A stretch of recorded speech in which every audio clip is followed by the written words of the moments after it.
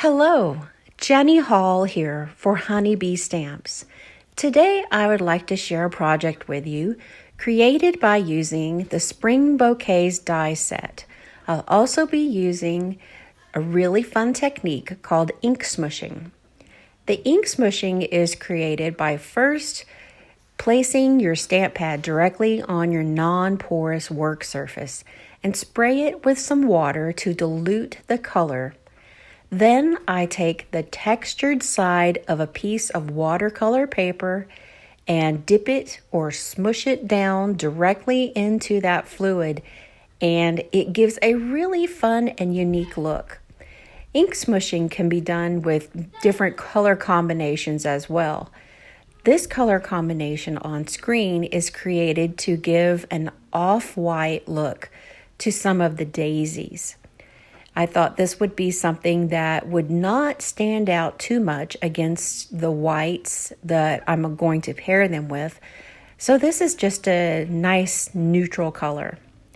Once this is dry, then it will die cut very easily.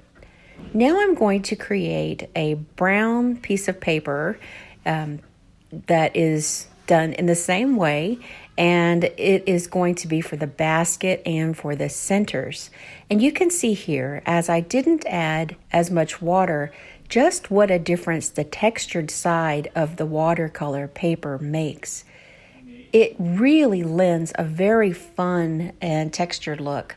You could use a couple of different colors here, do some brown, let it dry, and then maybe go over it with a different color, maybe darker or lighter, and so you would get a very big variance of color on your finished panel.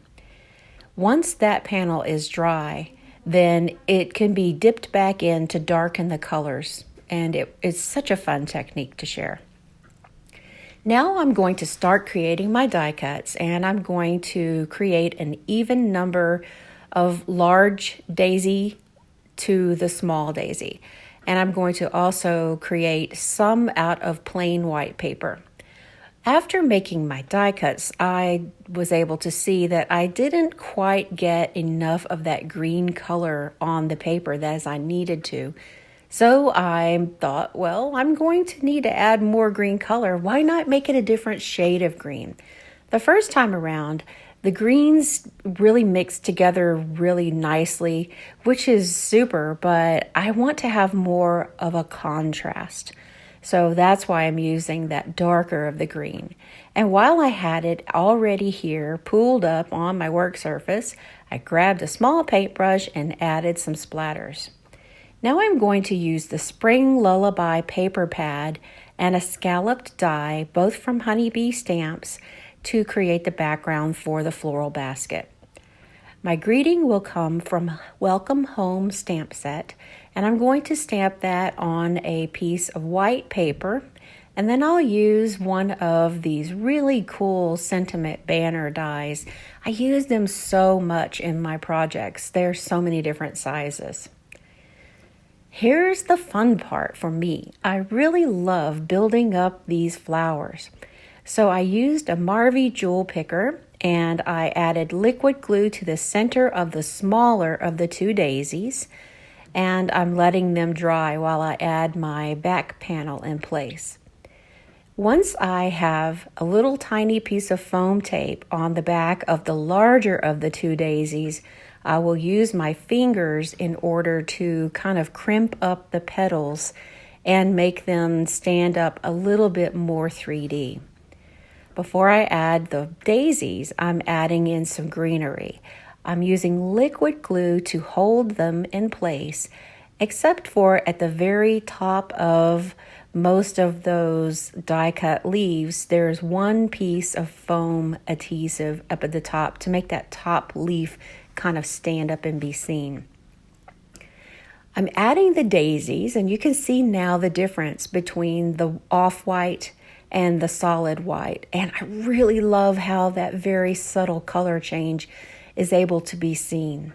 So I'm making sure that on the very few that are white versus off-white, I'm adding a contrast to them. That way they look a bit more dimensional.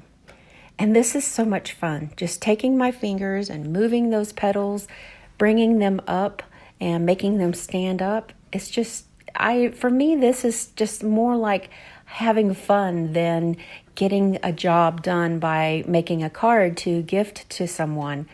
It's just fun to play with all of these little die cuts.